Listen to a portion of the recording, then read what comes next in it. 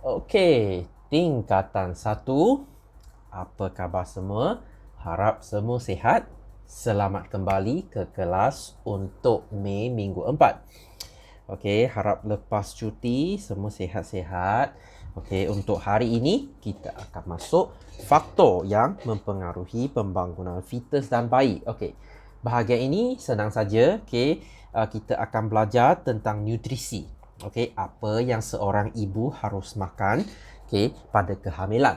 Untuk 2 minggu lepas, kelas yang lepas kita sudah belajar kehamilan. Untuk minggu ini kita akan belajar apa yang kita harus makan. Mari kita mula. Untuk wanita yang hamil, nutrisi kita kena jaga. Tak boleh makan sebarang barang, benda yang tak sihat. Kita tengok untuk hamil, nampak tenaga. Untuk tak hamil, kamu tidak makan sebanyak kalau kamu hamil.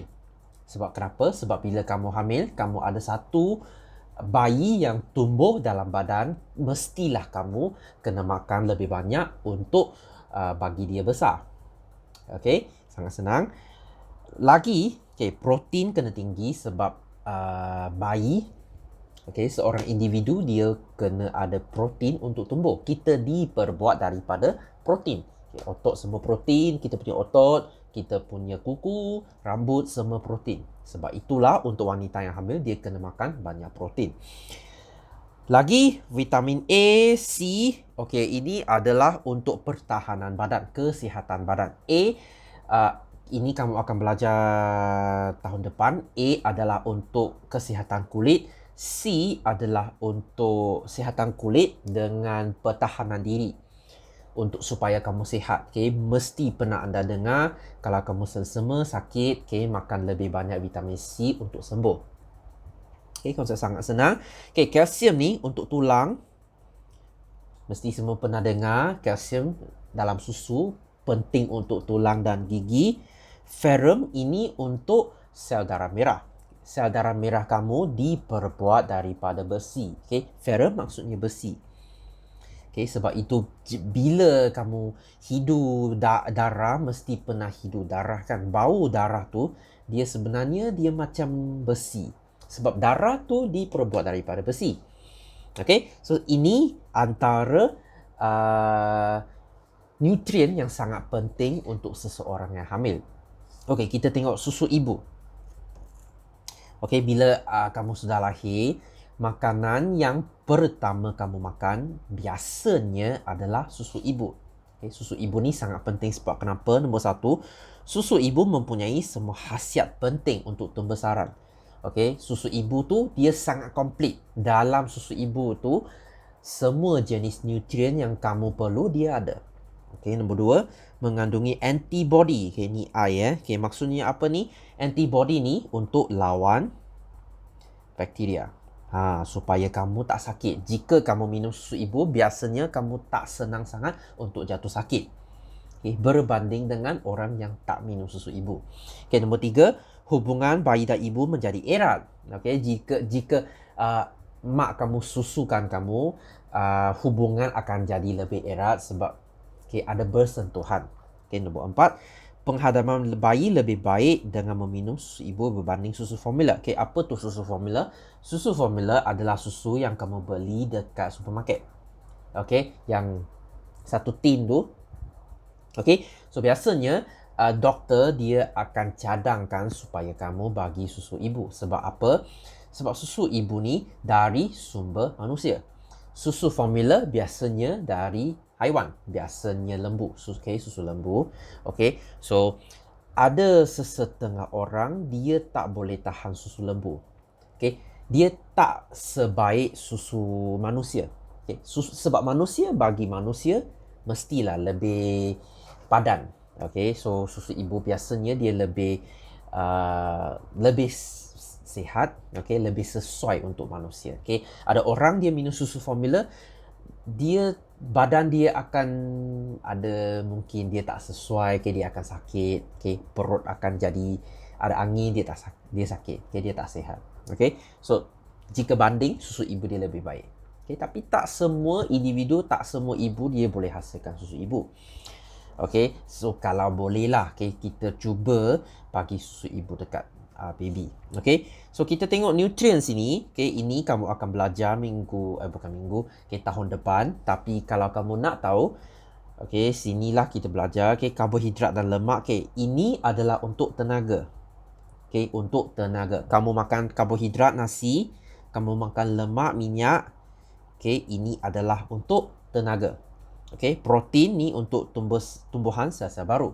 Okay, macam saya kata, semua badan kita diperbuat daripada protein. Sebab itulah protein sangat penting. Okay, asid folik, jika kamu tengok iklan susu formula tu, mesti kamu pernah jumpa benda ni. Okay, asid folik ni untuk sistem saraf. Okay, maksudnya dia punya otak. Okay, bayi punya otak.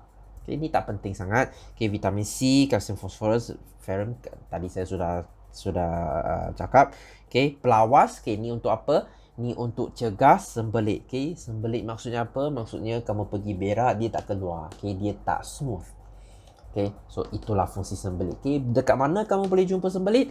Semua jenis buah-buahan, semua jenis sayur-sayuran mesti ada pelawas. Okay, so ini dia tak penting sangat. Yang penting sini.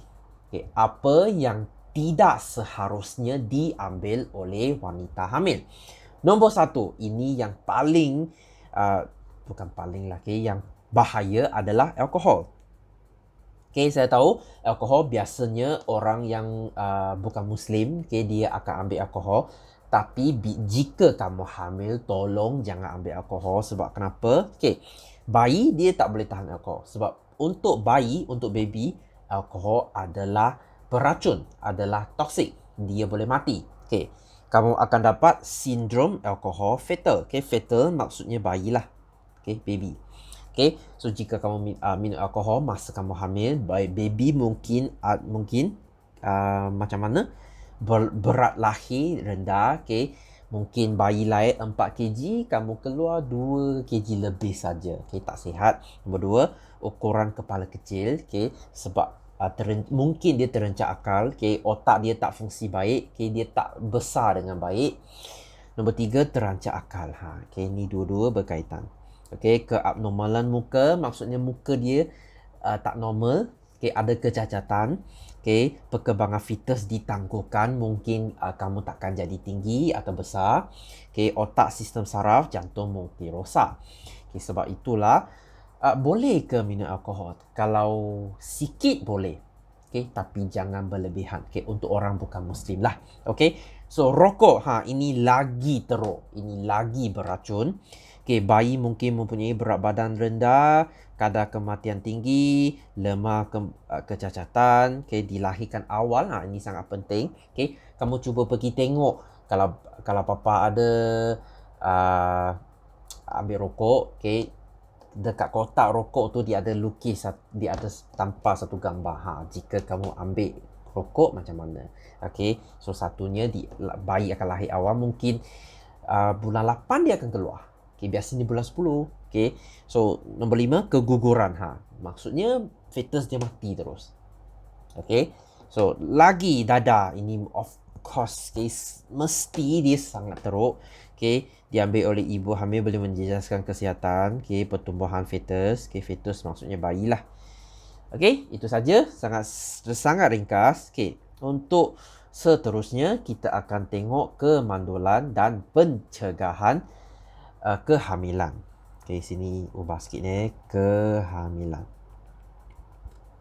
Okay, mandul maksudnya tak boleh hamil. Okay, kita ada 2 benda kita kena buat. Yang nombor 1, kita boleh hamil, kita tak nak. Okay, lagi satu, kita tak boleh hamil, kita nak hamil. So 2. Satu dia nak, satu dia tak nak. Okay, so macam mana? Okay, kita tengok apa maksud kemandulan. Okay, kemandulan adalah ketidakupayaan untuk menghasilkan anak. Maksudnya kamu tak mampu hasilkan anak. Okay, so ini kamu kena ingat. Kalau lelaki, okay, apa akan berlaku pada lelaki yang menyebabkan kamu tidak boleh ada anak? Nombor 1, bilangan sperma rendah, tak cukup sperma. Okay, nombor 2, sperma berkualiti rendah. Sperma kamu tak matang. Okay, tak ada ekor, tak boleh berenang. Okay, kualiti dia rendah, so tak boleh hamil. Nombor 3, mati pucuk maksudnya tak boleh naik. Kamu punya zakar tak boleh naik, itu maksud mati pucuk, masalah ereksi zakar. Ini mungkin berlaku. Tapi biasanya ini berlaku kepada biasanya individu yang dekat pertengahan umur, macam 50 lebih, akan berlaku dekat sana. Biasanya orang muda dia tak ada masalah. Kecuali kalau kamu mempunyai tekanan stres yang sangat tinggi. Itu lain. Nombor 4, testis tidak boleh hasilkan sperma. Mungkin testis dia ada cacat atau pernah cedera ke apa. Mungkin. So 4 kemungkinan. 4 faktor. Faktor. Oh, lagi satu. Sini ada lagi satu. Saluran sperma disekat. Bukan saluran. Duktus sperma.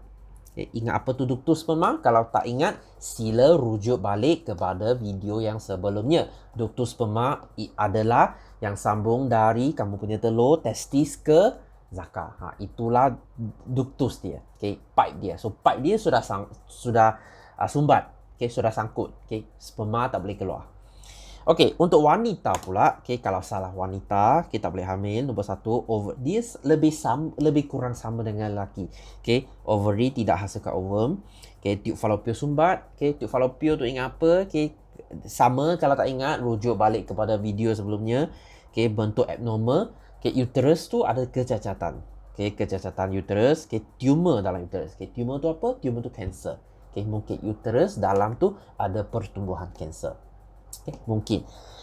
Atau lelaki dan perempuan kedua-dua pun ada masalah. Nombor 1, ketidakseimbangan hormon.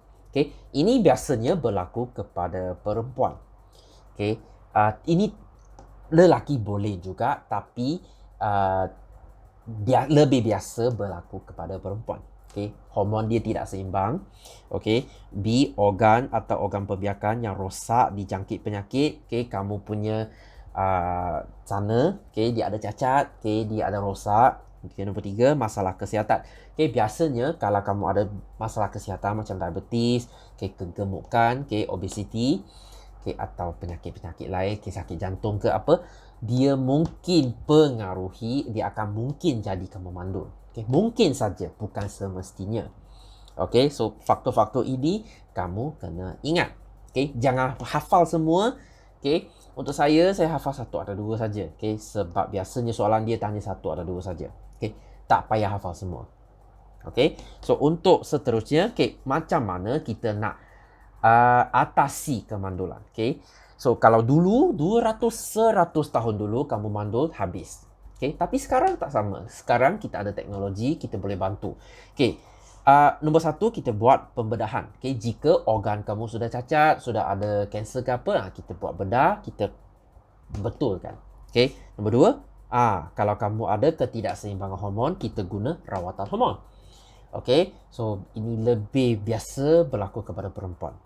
Untuk C, ini yang last. Jika sudah try 5, 10, 20 tahun mesti tak ada anak, kamu boleh pergi cuba cara ini. Kita sebut IVF. Persenyawaan in vitro. Ini kita sebut dia bayi tube hujan. Maksudnya apa? Maksud kamu pergi makmal, dia buat persenyawaan secara manusia, dengan cara manusia. So macam mana? Digunakan oleh biasa dia buat macam ni. Dia ambil ovum dari perempuan, dia ambil sperma dari lelaki, dia campur dia dekat piring petri tu. Campur dia dekat piring. Lepas tu dia buat persenyawaan, dia sudah jadi zygote, sudah jadi embrio. Dia akan masukkan embrio semula ke badan wanita supaya dia boleh hamil. Dia buat persenyawaan, tapi ini secara cara manusia. So dengan tube fallopian yang tersekat tidak normal, dia ambil ovum, disenyawakan dengan sperma di luar badan. Biasanya dekat makmal. Dengan piring kaca, embrio terbentuk, dimasukkan kepada uterus. So ini untuk yang last. Sudah try semua cara, tak boleh fungsi, tak berkesan, kamu boleh buat ni. Sangat mahal. Cara ni sangat mahal. Kamu kena cari hospital atau klinik tertentu. Bukan semua klinik dia buat benda ni. Okay, kamu kena cari. Okay, so macam mana kita nak kawal hamilan? Okay, macam mana kita nak okay, tadi tak boleh hamil. Sekarang kita tak nak hamil. Okay, so ada banyak cara. Okay. Okay, tak apa. Okay, ini kita akan sambung minggu depan. Okay, so sebab minggu ni kita akan sampai sini saja, kemandulan saja. Okay, untuk minggu depan kita akan sambung kawalan perhamilan. Okay, itu saja. Okay, jom kita masuk latihan. Okay, so Ali dan isterinya telah berkahwin selama 15 tahun tetapi mereka tidak dikurniakan seorang apa ya, saya rasalah cahaya mata. Okay, maksudnya dia tak ada anak. Okay, dari sudut perubatan, Ali dan isterinya cenderung, maksudnya dia nak, okay, cenderung untuk mandul. Oh, bukan, dia ada mandul. Okay, berikan sebab kemandulan untuk Ali dan isterinya. Sebab mandul lelaki apa? Ingat saya kata tadi, hafaz 1 atau 2 saja cukup. Okey, boleh kata testis tidak dapat hasilkan sperma. Okey, banyak. Okey, boleh kata ductus sperma tersumbat. Okey, hormon tidak seimbang. Okey, mati pucuk. Okey, banyak. Okey, untuk isteri pula, untuk perempuan pula, boleh kata tube falopio tersumbat. Sini juga sama, banyak faktor. Tapi 1 atau 2 cukup. Sini 1 saja cukup. Okey, 2. Sila jangan tulis dua-dua yang sama ya. Okey, akan dapat 1 markah saja. Okey, so nombor 2. Cadangkan satu kaedah untuk Ali dan isterinya mendapatkan anak. Okey, apa mereka boleh buat? Okey, boleh buat persenyawaan in vitro. Yang tadi last kali tu, IVF. Okey, so seterusnya Ali dan isterinya memutuskan untuk menjalani kaedah persenyawaan in vitro. Sekarang mereka buat ni untuk mengatasi kemandulan. Okey, so ini proses dia, ovum sperma digabung. Okey, ini. Tulis semula. Oh, dia nak urutan yang betul. Okey, kita tengok A. Okey, nombor 1 apa dia buat? Okey, A ni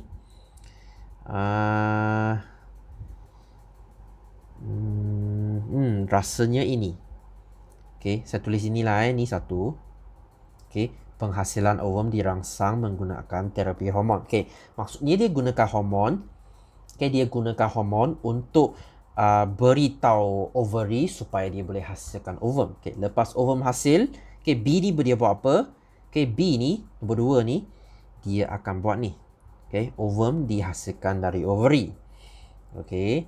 Lepas tu nombor 3 C ni. C ni satu-satu ni apa? Ni sperma. Okey, so C nombor 3 apa? Sampel sperma disediakan. Okey, saya keluarkan sampel sperma. Okey, lepas tu nombor 4 apa dia berlaku? Dia gabungkan sperma dengan ovum. Okey, so 4 ini. Okey, ovum dan sperma digabung untuk membolehkan persenyawaan berlaku. Okey, lepas tu nombor 5 zygote akan dimasukkan. So ini nombor 5. Okey, so agak senang. Okey, agak senang. Okey, harap semua boleh faham. Okey, so C tandakan betul untuk sebab kemandulan pada lelaki. Okey, pangkah untuk wanita. Tiada sperma atau sperma terlalu sedikit, ini lelaki. Okey, kita haid tidak teratur, ini perempuan. Tube falopio tersumbat, perempuan. Uterus tidak normal, perempuan. Okey, kerosakan ductus sperma, ini lelaki. Okey, so kita sambung. Okey, gambar raja berikut menunjukkan beberapa kaedah kontraseptif. Kontraseptif ni kita akan sambung minggu depan. Okey, kita tak masuk ni lagi. Okey. So, ini juga sama kontraseptif. Kontraseptif maksudnya kawal hamil. Saya tak nak hamil. Okey. So, okeylah. Itu saja untuk minggu ini. Okey, saya sampai sini saja. Okey. Video yang agak ringkas, agak pendek. Okey, so minggu depan kita akan sambung. Okey. kita akan habiskan manusia minggu depan. Okay, kalau ada masa kita akan masuk tumbuhan. Okay, so terima kasih kerana sudi mendengar. Sekian dari saya. Okay, kita jumpa lagi minggu depan. Bye bye.